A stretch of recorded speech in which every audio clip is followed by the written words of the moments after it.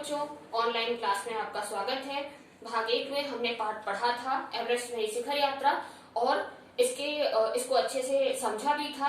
अब भाग 2 में हम इसके प्रश्नोत्तर करते हैं। तो आइए सबसे पहले हम देखते हैं प्रश्न नंबर 1। मौखिक प्रश्न है, अग्रिम दल का नेतृत्व कौन कर रहा था? तो अग्रिम दल का नेतृत्व कौन कर रहा था? उपनेता प्रेमचंद कर रहे थे। नोटबुक में लिख भी लीजिएगा साथ में। दूसरा क्वेश्चन है, दूसरे प्रश्न को लेते हैं। लेखिका को सागर माथा नाम क्यों अच्छा लगा? लेखिका को सागर माथा नाम इसलिए अच्छा लगा क्योंकि सागर माथा जो है एक नेपाली नाम था, वहां का एक लोकल नाम था। जैसे कि इसको लिखना इस तरीके से है, सागर माथा शब्द से तात्पर्य है सागर के माथे के समान तथा एवरेस्ट को सागर माथा के नाम से जाना जाता है। एवरेस्ट को सागर माथा के नाम से जाना जाता है। यह एक स्थानीय नाम था, यह एक, जैसा कि मैंने अभी आपको बताया, तो ये एक स्थानीय नाम था, इसलिए लेखिका को यह नाम पसंद आया।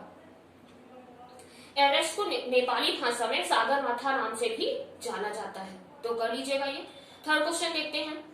लेखिका को थर्ड क्वेश्चन है, लेखिका को ध्वज जैसा क्या लगा? तो लेखिका को ध्वज जैसा क्या लगा? जैसे कि हमने पहले चैप्टर में पढ़ा, लेखिका ने एक भारी बर्फ का टुकड़ा देखा, बर्फ का प्लूम जिसको फूल देखा, बर्फ का प्लूम देखा, जो पर्वत शिखर पर लहराता एक ध्वज सा लग रहा था। यहाँ पर हम ये क्वेश्चन कर सकते हैं। चैप्टर आपने समझा होगा ना अच्छे से, तो उसको हम इस तरीके से भी कर सकते हैं। अगला क्वेश्चन देखते हैं, हिमस्खलन से कितने लोगों की मृत्यु हुई और कितने घायल हुए? कितने लोगों की मृत्यु हुई थी? हिमस्खलन से एक की मृत्यु हुई थी और 4 लोग घायल हो गए थे, तो हमें ये लिखना है। नेक्स्ट क्वेश्चन देखते हैं, मृत्यु के अवसाद को देखकर कर्नल खुल्लर ने क्या कहा? मृत्यु के अवसाद, तो मृत्यु के अवसाद को देखकर कर्नल खुल्लर ने स्पष्ट कहा कि एवरेस्ट जैसे महान अभियान में खतरों को और कभी कभी तो मृत्यु भी सहज भाव से स्वीकार करनी चाहिए, है ना। अगला क्वेश्चन देखते हैं, रसोई सहायक की मृत्यु कैसे हुई? तो रसोई सहायक की मृत्यु कैसे हुई? क्योंकि वहां की जलवायु अनुकूल नहीं थी। तो आप कैसे लिखेंगे? रसोई सहायक की मृत्यु जलवायु अनुकूल ना होने के कारण हुई। इसको ऐसे भी लिख सकते हैं, जलवायु अनुकूल ना होने के कारण रसोई सहायक की मृत्यु हुई। नेक्स्ट क्वेश्चन देखते हैं, कैंप 4 कहां और कब लगाया गया? तो कैंप 4 29 अप्रैल को दिया हुआ है, देखिएगा बुक में मैंने समझाया है, पढ़ाया है, तो आप ध्यान दीजिएगा। कैंप 4 29 अप्रैल को 7900 मीटर 7900 मीटर पर लगाया गया था। अगला क्वेश्चन देखते हैं, लेखिका ने शेरपा कुली को अपना परिचय किस तरह दिया? लेखिका ने शेरपा कुली को अपना परिचय कैसे दिया कि मैं बिल्कुल ही नौसिखिया हूँ और मुझे इस अभियान के बारे में कुछ भी जानकारी नहीं है, या वो कुछ भी नहीं जानती है। तो लिखिए, लेखिका ने शेरपा कुली को अपना परिचय यह कहकर दिया कि मैं बिल्कुल ही नौसिखिया हूँ और एवरेस्ट मेरा पहला अभियान है। ये उसका पहला अभियान था। नेक्स्ट क्वेश्चन देखते हैं, लेखिका की सफलता पर कर्नल खुल्लर ने उसे किन शब्दों में बधाई दी? तो लेखिका की सफलता पर आंसर लिखेंगे, लेखिका की सफलता पर कर्नल खुल्लर ने कहा कि मैं तुम्हारी इस अनूठी उपलब्धि के लिए तुम्हारे माता पिता को बधाई देना चाहूंगा। देश को तुम पर गर्व है और अब तुम ऐसे संसार में जाओगी जो तुम्हारे अपने पीछे छोड़े हुए संसार से एकदम भिन्न होगा। अगला क्वेश्चन देखते हैं। अगला क्वेश्चन जो है वो हमारा लिखित है और 25 से 30 शब्दों में करना है ना।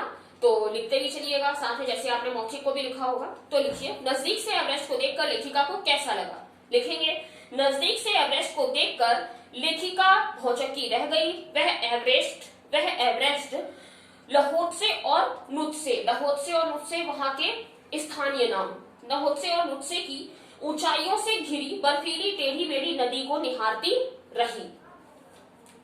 लहोत्से और नुत्से, ये एवरेस्ट जो शिखर यात्रा थी, तो उसके ही पहाड़ियों, उसकी ही चोटी का एक नाम था, वो भी एक शिखर थी। तो देखते हैं अगला क्वेश्चन है, डॉक्टर मीनू मेहता ने क्या जानकारियां दी? तो बताइए। तो देखेंगे, डॉक्टर मीनू मेहता ने एल्युमिनियम की सीढ़ियों से अस्थायी पुलों से का निर्माण, अस्थायी पुलों का निर्माण, लट्ठों और रस्सियों का उपयोग, बर्फ की आड़ी तिरछी दीवारों पर रस्सियों को बांधना और अग्रिम दल के, अग्रिम यानी आगे आने वाला दल, अग्रिम दल के अभियांत्रिक कार्यों के बारे में जानकारी दी। अगला क्वेश्चन देखते हैं, तेनजिंग ने लेखिका की तारीफ में क्या कहा? तेनजिंग ने लेखिका की तारीफ में कहा कि वह एक पर्वतीय लड़की है, उसे तो शिखर पर पहले ही प्रयास में पहुंच जाना चाहिए। अगला क्वेश्चन देखते हैं, लेखिका को किनके साथ चढ़ाई करनी थी? लेखिका को अपने दल के साथ और जय और मीनू के साथ चढ़ाई करनी थी, परंतु वे लोग पीछे रह गए थे क्योंकि सामान ज्यादा था और उनके पास ऑक्सीजन सिलेंडर तो था नहीं, इसलिए वो बहुत धीरे धीरे आ रहे थे। हम ऐसा भी लिख सकते हैं। फिलहाल नोटबुक में आपको बस इतना ही लिखना है, लेखिका को अपने दल के साथ तथा जय और मीनू के साथ चढ़ाई करनी थी, है ना। तो अगला देखते हैं, लोबसांग ने तंबू का रास्ता कैसे साफ किया? लोबसांग ने अपनी स्विस छुरी की सहायता से तंबू का रास्ता साफ किया, क्योंकि तंबू के रास्ते एक बड़ा बर्फ पिंड गिरने से हिमपुंज बन गया था और इससे कैंप नष्ट हो गया था।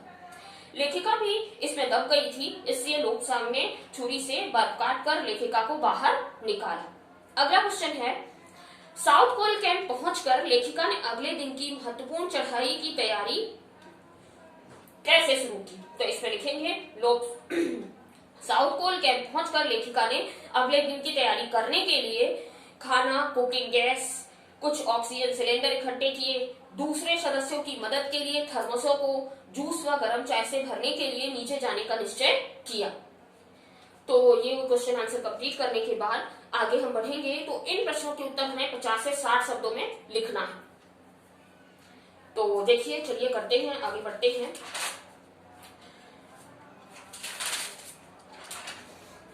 उपनेता प्रेमचंद ने किन स्थितियों से अवगत कराया? तो उपनेता प्रेमचंद ने वहां की स्थितियों से अवगत कराया, वहां के बारे में बताया कि वहां का माहौल अच्छा नहीं है, वहां जो आने जाने वाले पर्वतारोही हैं उन्हें कितनी परेशानी होती है, शेरपा कुली को कितनी परेशानियां होती हैं, उस बारे में बताया। क्या बताया, आइए देखते हैं।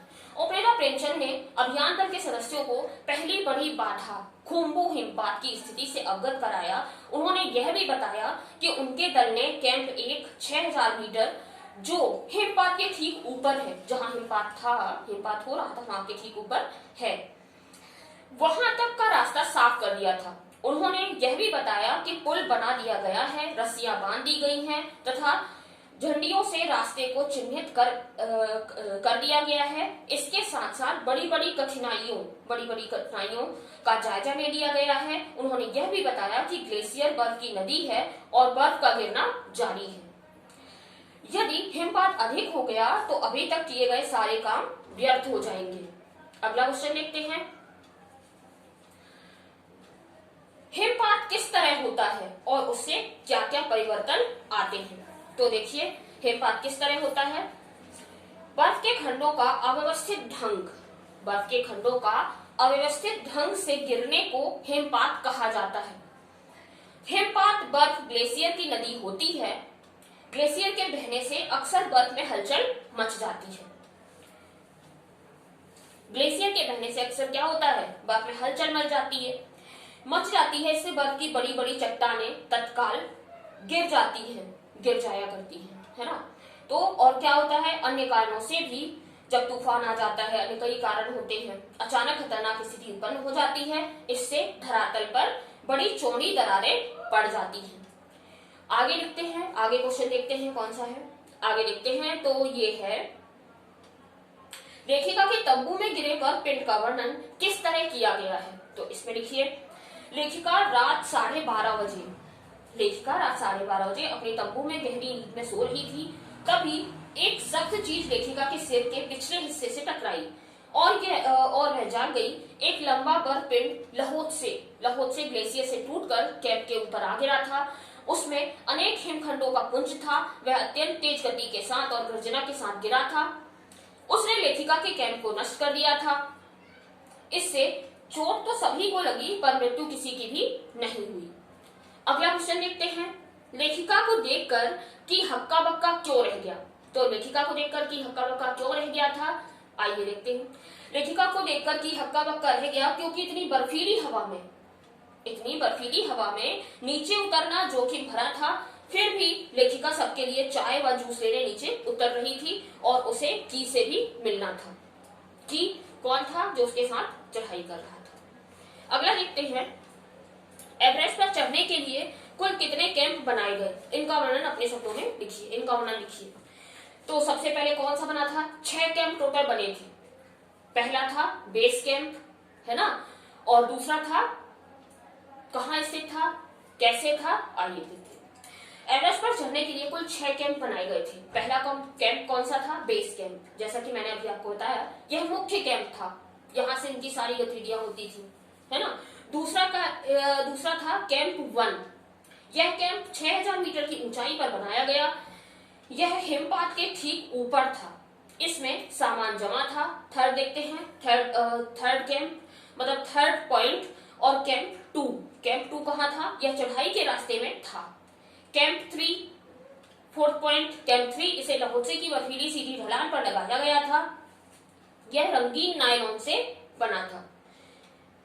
अब फिफ्थ पॉइंट पे आप लिखेंगे, पांचवा पॉइंट, कैंप 4, यह समुद्र तट से 7900 मीटर की ऊंचाई पर था। साउथ पोल स्थान पर लगने के कारण इसे साउथ पोल कैंप कहा गया, या यह साउथ पोल कैंप कहलाया।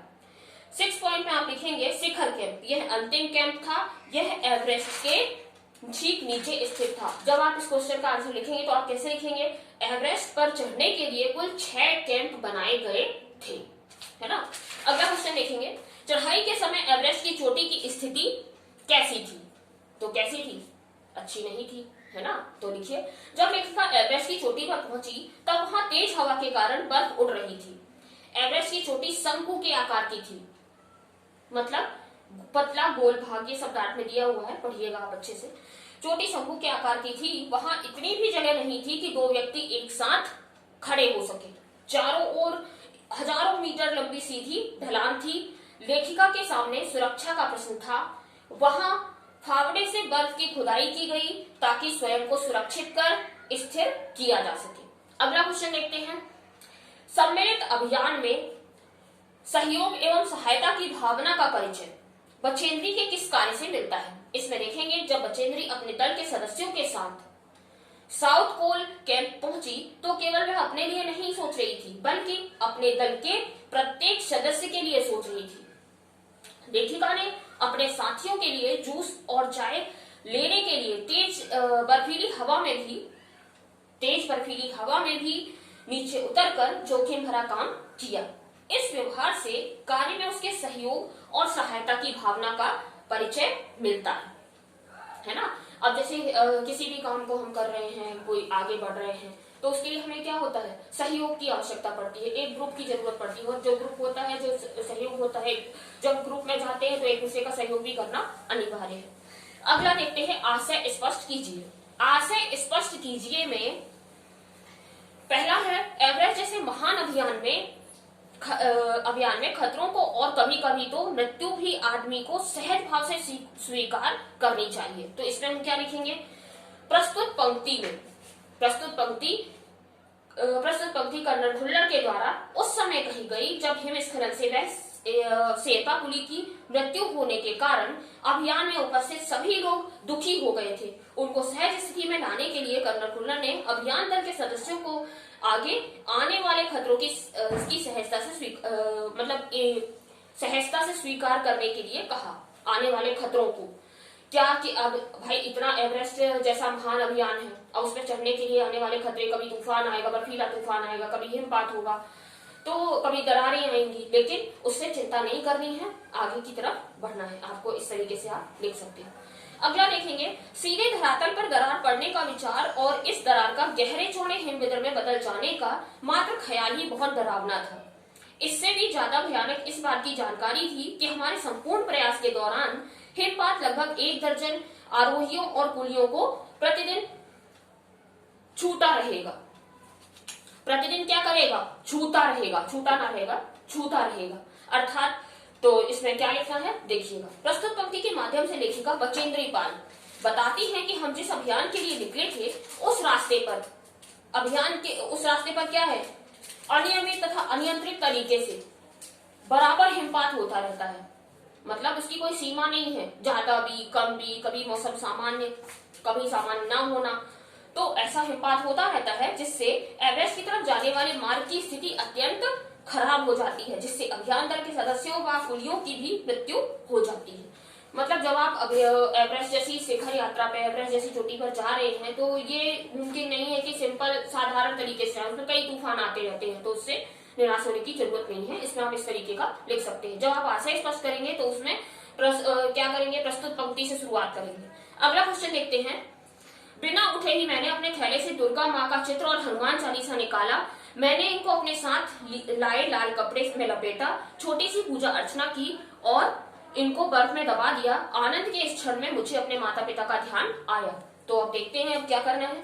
इसके आशय में आप इस तरीके से लिखेंगे कि जब लेखिका ने फतेह हासिल कर ली, जब लेखिका ने फतेह हासिल कर ली तो जब वो ऊपर पहुंच गई, वहां पर क्या किया उसने अपने जो लाल कपड़े में लपेटे जो चालीसा थी उसको क्या किया, जो हनुमान चालीसा थी और दुर्गा माँ का चित्र था उसे उन्होंने लाल कपड़े में लपेट कर वहीं पर छोटी सी पूजा अर्चना करके दबा दिया। और इस अंतिम क्षण में जब फतेह हासिल कर लेने के बाद खुशी के आंसू झलक आए और अंत समय में अपने माता पिता को याद किया, है ना। उम्मीद है आपको प्रश्नोत्तर अच्छे समझ में आए होंगे, तो अच्छे से करिएगा। और इसके बाद इसमें जो भाषा अध्ययन है उसके भाषा अध्ययन जो है उसके कुछ क्वेश्चन आंसर हैं, तो वो आप चैप्टर में देख के भी आसानी से कर सकते हैं। धन्यवाद।